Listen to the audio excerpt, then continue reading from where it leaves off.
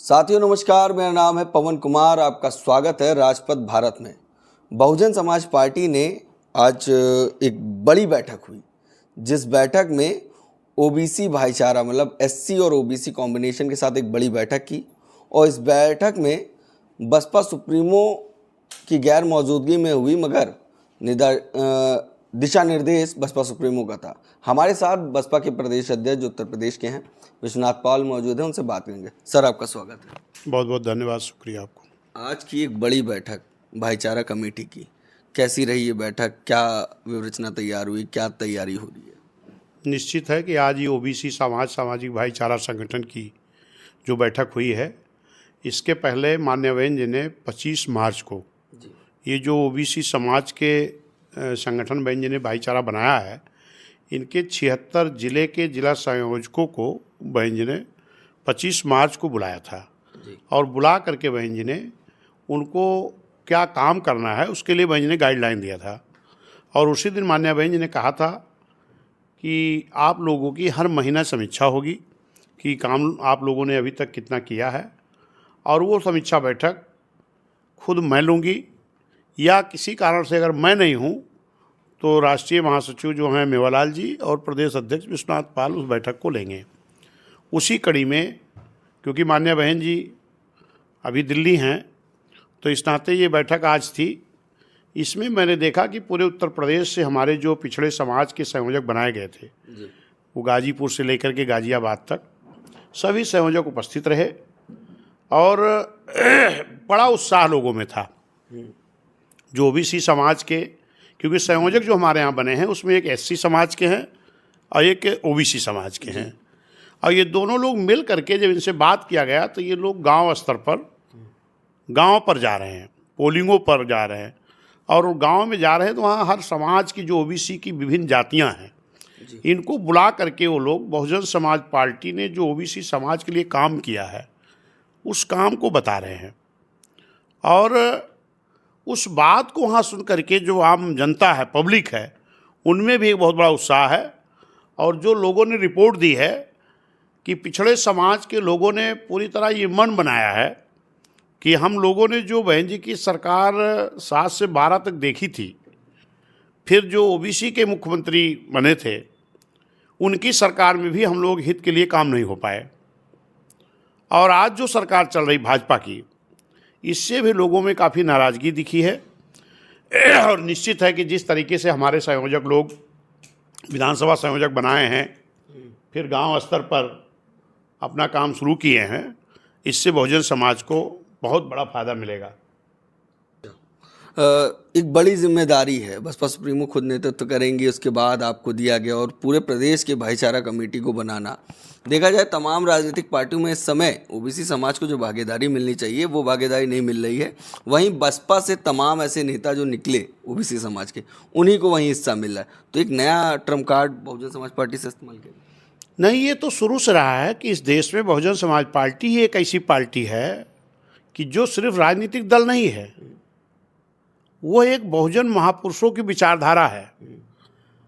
Bahujan Samaj party एक ऐसी party है कि ये कह सकते हैं कि बिना नेताओं के तैयार हुई पार्टी है।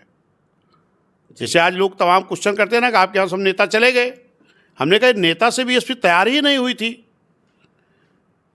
इस देश में, इस प्रदेश में जितने राजनीतिक दल देखोगे, खास तौर पर जो बड़े दल हैं, ये सब किसी न किसी दल से कुछ नेता अलग होकर के दल तैयार किए हैं। लेकिन बहुजन समाज पार्टी को माननीय कांसी राम साहब मान्या बहन जी ने जमीनी कार्यकर्ताओं की फौज तैयार करके तब बहुजन समाज पार्टी तैयार की। और बहुजन समाज पार्टी रूपी नर्सरी में तमाम हमारे कार्यकर्ताओं ने, नए नए कार्यकर्ताओं को चुनाव लड़ा के, जो बहन जी ने उनको चुनाव लड़ाया तो उनको लीडर तैयार किया जी। और जो बहुजन समाज पार्टी की नर्सरी में तैयार हुए हैं, आज मैं देख रहा हूं कि जो भी पार्टियां हैं मजबूत, वो लोग बहुजन समाज पार्टी में तैयार किए गए नर्सरी से नेताओं को अपने स्वरूप में सजा रहे हैं।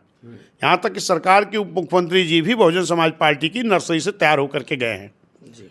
तो निश्चित है कि फिर से बहुजन समाज पार्टी अपने कार्यकर्ताओं के बल पर सभी समाज के नेताओं को फिर तैयार करेगी, और आने वाला जो 27 का चुनाव होगा जिस तरीके 2007 में इस देश के बड़े प्रदेश में हमारी पूर्ण बहुमत की सरकार बनी थी, और वो भी बिना किसी दल के गठबंधन के, जी हमारे वर्करों ने, कार्यकर्ताओं ने बूथ स्तर पर, विधानसभा, लोकसभा में खूब जम के मेहनत किया था और एक जनता का गठबंधन तैयार किया था।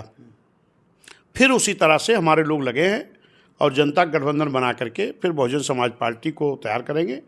ख़ास तौर पर मैं तो देख रहा हूँ कि इधर ओबीसी एससी समाज तो लामबंद हो ही रहा है, लेकिन मुस्लिम समाज के लोग भी, ख़ास तौर पर जो ये आपका बिल आया था वक्फ बोर्ड का, जी इसके बाद से मैं जो देख रहा हूँ कि मुस्लिम समाज के लोग बड़ी संख्या में बहुजन समाज पार्टी की तरफ उनका रुझान बदला है। और अभी इलाहाबाद के हमारे वहाँ महानगर के उपाध्यक्ष थे, मेरे घर पर आए, ज्वाइन किए। अभी इधर माननीय घनश्याम चंद खरवार और हमारे मुनकाद अली साहब उधर कुछ लोगों को ज्वाइन कराए थे। अभी कल भी मैं दरियाबाद जा रहा हूँ, वहाँ बड़ी संख्या में मुस्लिम समाज के लोग खुद बुला के मीटिंग कर रहे हो, ज्वाइन करेंगे। उनका कहना है कि इस लोकसभा के चुनाव में सीधे इंडिया लड़ाई हुई थी जी और हम एनडीए के खिलाफ इंडिया गठबंधन में हम लोगों ने बड़ी संख्या में वोट किया था। लेकिन जिस दिन हमारे वक्फ बोर्ड का जो वक्फ की ज़मीनों का बिल आना था, उस पर मुस्लिम समाज के लोगों का कहना था कि हम लोग टीवी पर नज़र लगाए देख रहे थे कि अभी हमारे जो विपक्ष के नेतागण हैं, जिनको हमने एक मजबूत विपक्ष दिया है, ये सरकार जो बिल लाएगी इसके खिलाफ हमारे विपक्ष के नेता लोग बोलेंगे। लेकिन वो टीवी पर नज़र लगाए रहे हमारे मुस्लिम समाज के भाई लोग, लेकिन जो विपक्ष के नेता थे, जिन पर भरोसा था, वो जब सदन में पहुंचे हैं तो वक्फ के बिल के बारे में बात ना करके वो बात कर रहे थे कि भाजपा का राष्ट्रीय अध्यक्ष कब और कैसे तय होगा। इसको सुन करके, देख करके, वो मुस्लिम समाज के लोग जिन्होंने इनको इंडिया गठबंधन को सपोर्ट किया था, आज वो अपने आप को ठगा महसूस कर रहे हैं कि हमने इनको इसलिए विपक्ष मजबूत दिया कि हमारी बात उठाएंगे। लेकिन आज ये भाजपा का राष्ट्रीय अध्यक्ष कैसे तय होगा, कब बनेगा, इस पर चर्चा करते रहे। थोड़ी देर नहीं, समाजवादी के माननीय राष्ट्रीय अध्यक्ष जो आज विपक्ष की भूमिका में हैं सदन में, वो 40 मिनट में हमें लगता है खाली 9 मिनट वो बिल पर बोले हैं जी। और फिर अंत में जो विधानसभा के अध्यक्ष थे माननीय ओम बिरला जी, उनको भी इस पर कमेंट करना पड़ा कि विपक्ष के नेताजी जिस बिल पर बात करने आए उस पर भी बात कर लो। इधर उधर की बात करते रहे, ठाका लगाते रहे, हंसते रहे। तो इससे मुस्लिम समाज में अपने आप को बहुत ठगा महसूस कर रहा है। और उसी के बाद मैं धन्यवाद देता हूँ मान्या बहन जी को कि मान्या बहन जी तो सदन में नहीं थी, लेकिन जो ट्वीट किया बहन जी ने, उस पर बहन जी ने कहा कि भारतीय जनता पार्टी के लोग, सरकार के लोग अगर ये कह रहे हैं कि ये बिल हम मुस्लिम समाज के हित में लाए हैं, तो उनको मुस्लिम समाज के लोगों को मोटिवेट करके, संतुष्ट करके बिल लाना था, इतनी जल्दबाजी में नहीं। आप अगर मुस्लिम समाज के हित में बिल लाए हो तो मुस्लिम समाज को संतुष्ट करके लाना चाहिए था, इतनी जल्दबाजी में बिल नहीं लाना चाहिए था। अगर आप जल्दबाजी में लाए हो और इस बिल के द्वारा अगर कहीं कोई भी मुस्लिम समाज के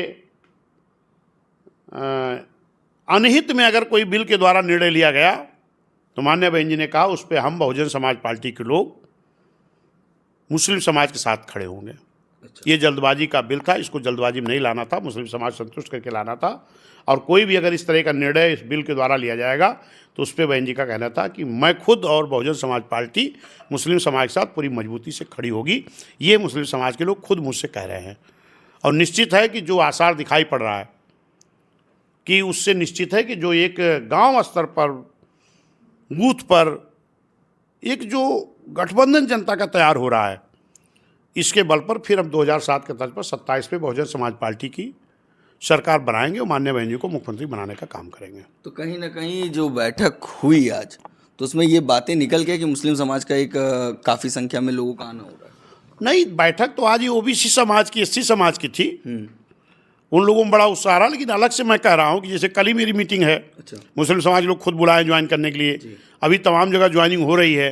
तो देख के लग रहा ना, क्योंकि हमने उन लोगों आए तो पहले कोई बातचीत हुई ना कि भाई आपका एक बैग मन क्यों ज्वाइन करने का आया, तो लोग ये बातें बता रहे थे कि भाई मुझे जिससे उम्मीद थी कि ये लोग मेरे लिए करेंगे, मुझे ऐसा नहीं लगता, मुझे लगता है ये लोग मुझे धोखा दे रहे हैं।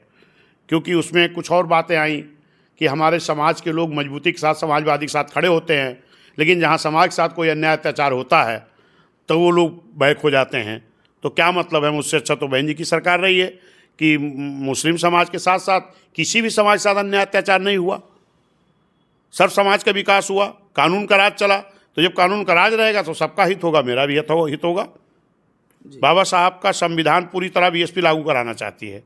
अब बाबा साहब के संविधान में स्पष्ट लिखा है कि इस देश में रहने वाले सभी जाति धर्म समाज के लोगों का बराबर का सम्मान होना चाहिए।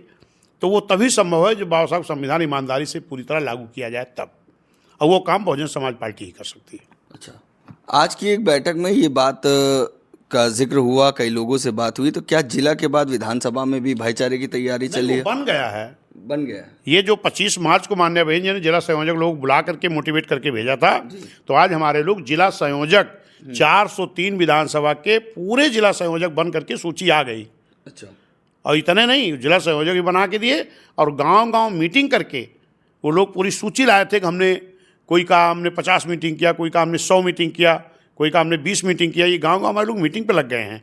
जिला संयोजक, ये विधानसभा में जाते हैं, विधानसभा संयोजक, वहाँ भी एक SC एक OBC, ऊपर भी एक SC एक OBC, तो ये 2 जिले के जाते हैं विधानसभा को लेकर के, फिर गांव-गांव ये चौपाल लगा करके अपना काम शुरू कर रहे हैं। बदला अंदाज दिख रहा है बसपा सुप्रीमो का। अभी हाल ही में एक वीडियो वायरल था जिसमें देखने को मिला कि बसपा सुप्रीमो ने गाड़ी रोकी, पार्टी के पदाधिकारियों से मुलाकात की और हालचाल भी पूछे, उत्तराखंड के क्या हालात हैं और सरकार बनानी है। ये बात कहना क्या बता? ये उन लोगों के लिए एक संदेश है जो लोग कहते हैं बहन जी किसी से मिलती नहीं है, बात नहीं करती हैं। ऐसे जो प्रोपेगेंडा फैलाने वाले लोग हैं उनके लिए एक संदेश है कि माननीय बहन जी कार्यकर्ताओं से मिलती भी हैं, उनसे बात भी करती हैं, और सरकार बनाने के लिए जब बहुजन समाज पार्टी का कार्यकर्ता पूरे जी जान से लगा है तो निश्चित है वो अपनी सरकार बना के ही दम लेगा।